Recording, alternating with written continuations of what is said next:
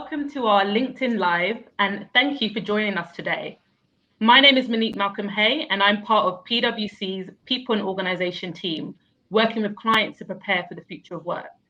I'm really excited to be moderating the chat today and discussing our latest Hopes and Fears survey.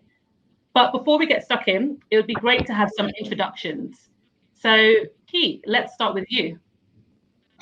Hello, Monique. Great to see you. My name is Pete Brown. I'm the co-global leader of PwC's People and Organisation practice, along with Bhushan.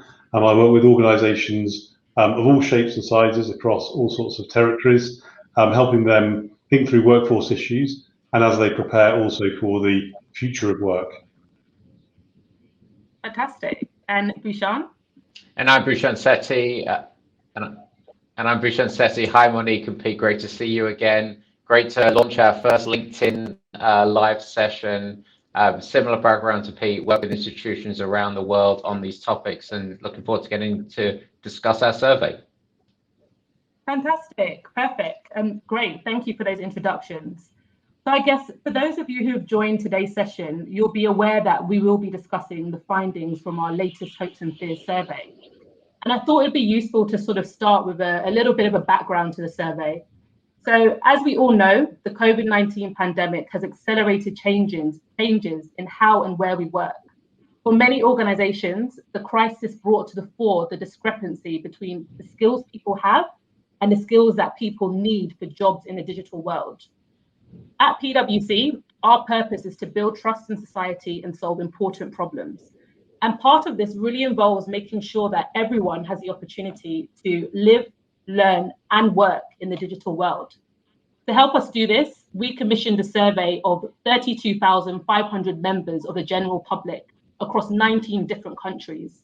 Respondents included workers, business owners, contract workers, students, unemployed people looking for work, and those on furlough who were sort of temporarily laid off.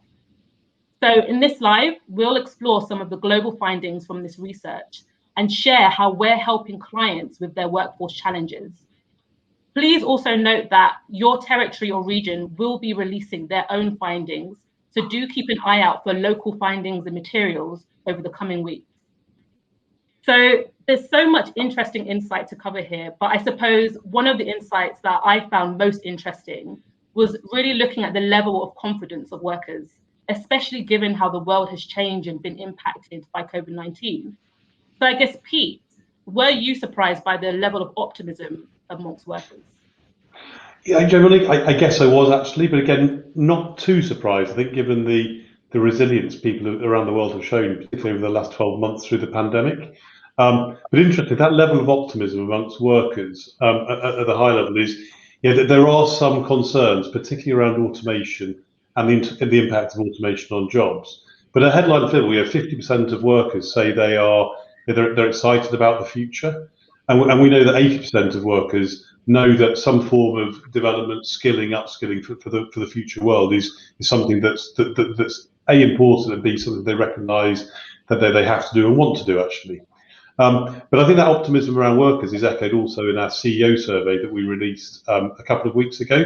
CEOs are, by and large, optimistic about the future and are predicting growth in the next 12 months. So to see that mirroring both on the CEO side and the worker side, I think it is really helpful and really interesting. But I think in terms of those sort of niggling concerns, if you like, 60% of the workers we surveyed, they expressed a worry, a concern around what the impact of technology would be on their specific roles. And actually 40% of workers around the world, they fear that their role as they know today will be obsolete actually in the next 5 years. And I think that there's some interesting coverage there around people's views around, or how do you solve for that? 61%, nearly 2/3 of workers see the responsibility actually of government policymakers, business leaders, and workers actually to work together, educators, to kind of solve this really big issue around what are the skills that are needed in order to be able to be successful going forward. So what does that mean? In the conversations we're having with our customers and clients, is really around describing what that future looks like, and how do you help articulate the changes that will be happening to jobs over the coming months and years in a way that people understand and they're bought into it, and they see themselves actually co-creating that future journey. Yeah, that's really interesting, and I guess I completely agree with that as well. I think it's sort of really clear that when sort of employees are feeling this type of anxiety, it does really kill their confidence and their willingness to innovate. So yeah, I definitely agree that organizations really need to think about having a mature conversation with their employees about the future.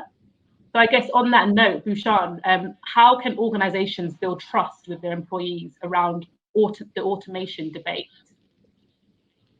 Yeah, the trust topic is so important right now. And so if we go back to the confidence piece, Monique, that Pete mentioned, countries like India and China and Saudi Arabia are significantly more confident than some of their European counterparts. And I unfortunately include our UK colleagues here. That's really important in terms of their ability to reskill, their ability to think about new businesses, new ways of working. And in some of those economies, their confidence around driving economic progress for those consumer-driven economies. So that's really important. In terms of the trust agenda, we did a similar survey 3 years ago around hopes and fears. There is a distrust about automation. There is a distrust around kind of, are we going to automate in a responsible way? Are we going to bring people along? And so in our experience, this trust agenda, 2021 and 2020 has highlighted this is so important, whether we're talking to executives, board members, whether we're talking to businesses in Davos talking about ESG, or whether we're talking about the regular person who's an essential worker to say, are you focusing on my health and safety, whether that's physical safety or mental health? Am I in a queue for a vaccine? Is there going to be health equity? So we see this trust agenda in many different places. One example is around the automation. Are you going to bring me along? But there's so many other areas in terms of job creation, job protection, which this survey again shines a light on. Interesting. Yeah, I think that's a really good point around trust and how that can sort of be built amongst the workforce. So I think in terms of sort of, again, looking at some of the findings we've seen from the survey and really thinking about the role that organizations play in upskilling their employees, it was interesting to see that there was a clear disparity between those who have access to upskilling opportunities and those who don't. So, for example, 21% of people are getting no opportunities at all from their employer to develop the digital skills they need at work. So, Pete, I guess bearing that in mind, we know that the digital divide and upskilling the vast majority of the workforce is a huge challenge to tackle. So how can organizations prepare everyone, everywhere for the digital world? Yeah, look, it is a big challenge, and the survey bore that out, right? I think the digital divide between those who get to work and those who don't, I mean, it's real and it's getting wider, and I think there's a real responsibility on society, on policymakers, on business leaders to really be thoughtful about that, and to ensure that they are equipping people for the future world. Just in terms of some of the numbers, right, just to share from the survey, 50% of the working population say that their ability to develop their skills over the last year has been hampered by lack of access to technology, poor Wi-Fi infrastructure, that kind of thing. So there's some challenges there. And nearly half of those surveyed, and remember this is one of the largest surveys of workers ever undertaken, nearly half think they're unlikely ever to earn enough to be able to pay for further education or retraining. So I think there's some interesting implications there for business leaders. In terms of that gulf between those who do get access to training and those who don't, again, the numbers are quite stark. So as a rule of thumb, if you've got a college degree or above, 55% of respondents there say that they get ample opportunity to access training to develop them in the technology space.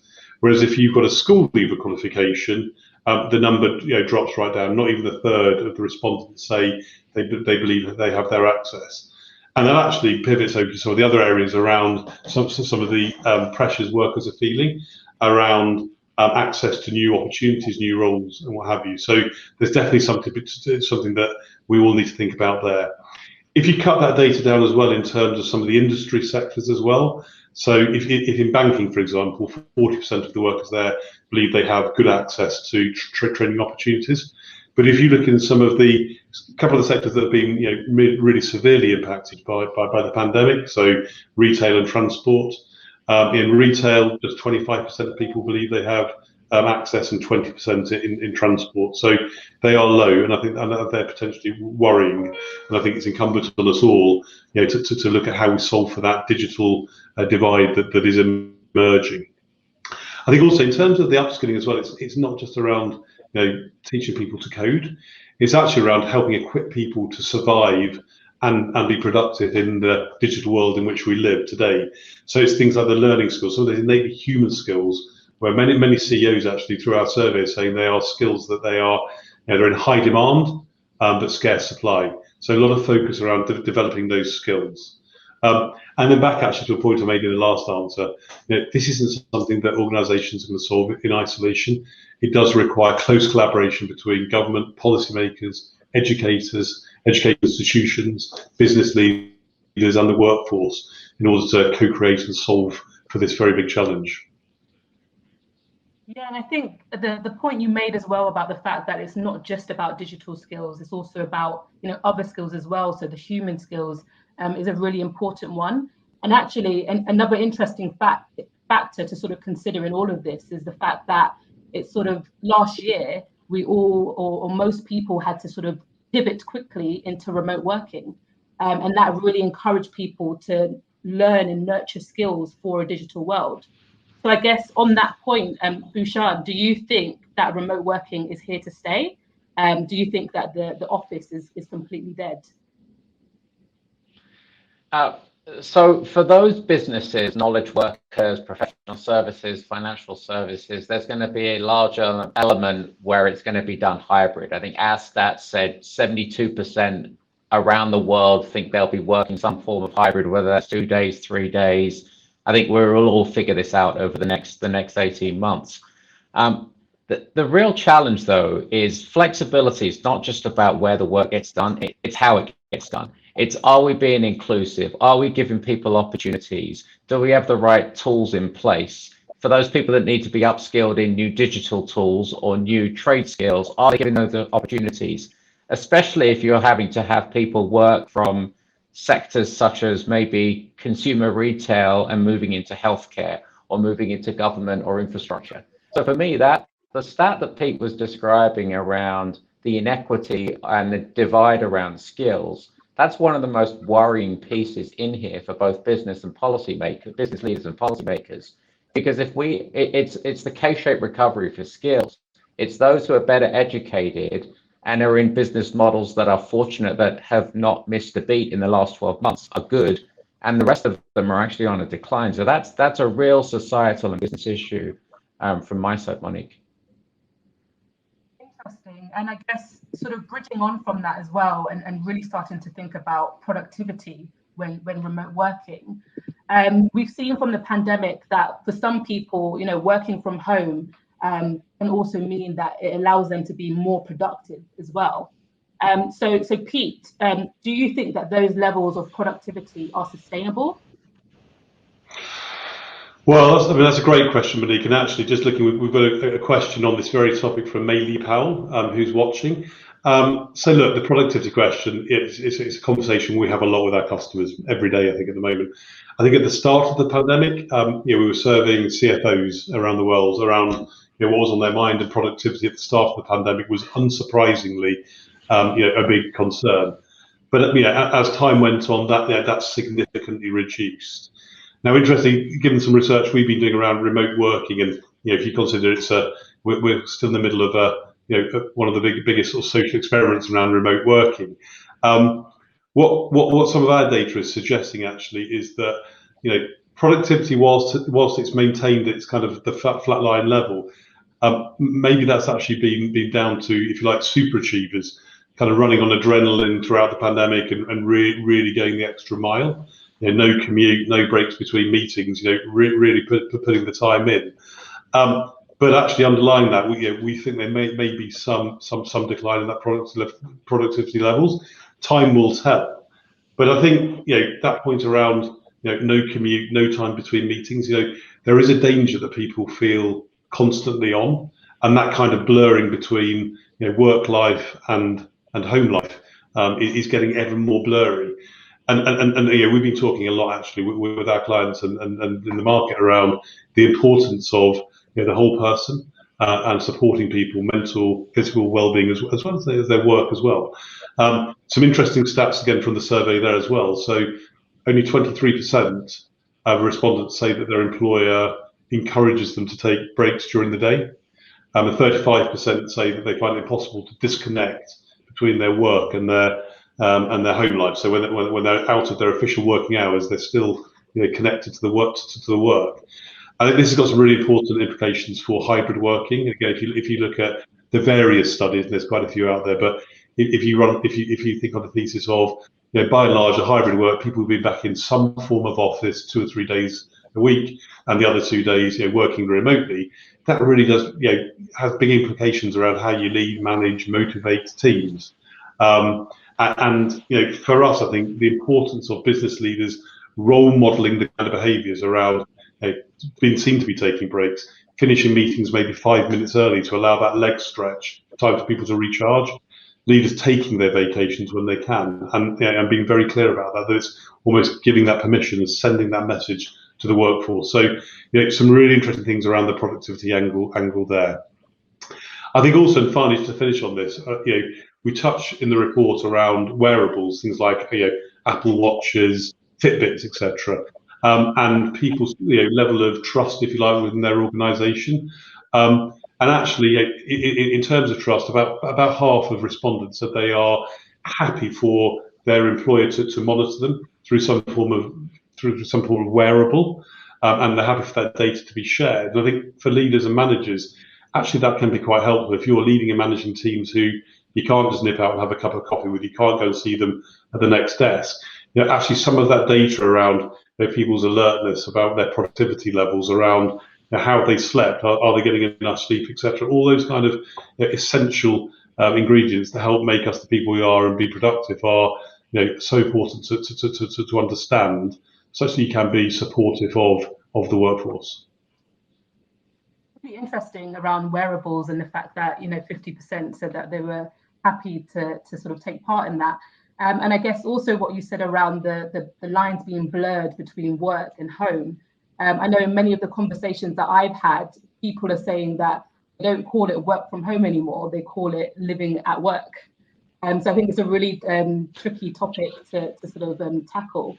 But I guess sort of looking at some of the other findings from the survey as well, one of the ones that really sort of stood out for me quite a bit, especially because I'm quite passionate about diversity and inclusion, and I've done a lot of work around that, and I know both of you have as well, was really the sort of the statistic that half of all workers around the globe say they face discrimination at work, which led to them missing out on career advancement opportunities or training.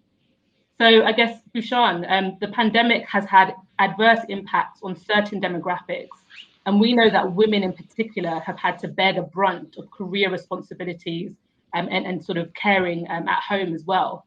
So do you think that that sort of women have had to leave employment in much greater numbers than men? And were you surprised by these results?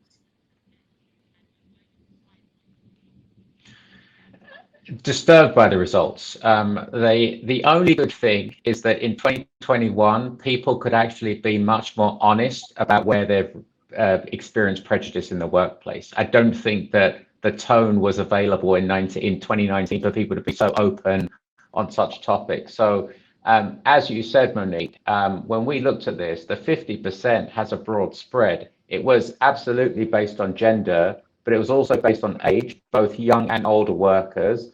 In some countries, it was based on class, so we could kind of imagine the challenges there and kind of, structures in society.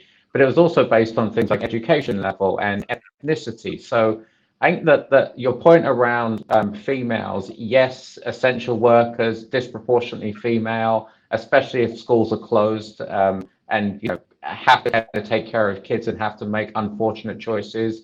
We know in societies around the world that there's been struggles with mental health and with the physical safety of different diverse, folks. We've had the terrible incident here in the US with Asian Americans being murdered, and so the physical safety is also important as well. But back to the point about prejudice, I think teams have to look at this. If you're running a global team, you have to look at this to say, if I employ people across these demographics from these countries, what am I doing around inclusion? How am I personalizing it and not driving a one size fits all? How am I, to Pete's point, looking at my work schedules, work hours, expectations around meeting times to adjust that? This is not a new issue. It's a new set of data. And I think there's an awokeness around the world that the old ways of behaving and the need to have zero tolerance around prejudice, including bystanders like all of us as colleagues, calling out bad behavior, calling out intolerant approaches, is so critical to not just business, but to society. So disturbing, but not unfortunately surprising. Yeah, I think I would definitely agree with that. But I think it's definitely exciting to see that so many organizations are really acknowledging this and taking action to change things moving forward. But I guess that's all we've got time for today. And I know it was sort of a quick discussion through the survey findings, but hopefully it was really interesting for everyone who has tuned in. And thank you for all the comments and questions that have come through on the chat as well. And we will definitely be addressing those questions, and Pete and Bhushan will come back to you directly on those questions as well. And we'll sort of make sure that we tackle some of them in future live sessions that we do. Of course, you can find more information on the Hopes and Fears web page, which is pwc.com/hopes-fears. And you can keep an eye out for your local territory results, which should be launching in the next couple of weeks. So as we said at the beginning, this was our first ever LinkedIn Live session. So we'll definitely bear in mind any comments, tips, or thoughts that you have, and please do share them. So thanks again for listening, and we will see you all again soon.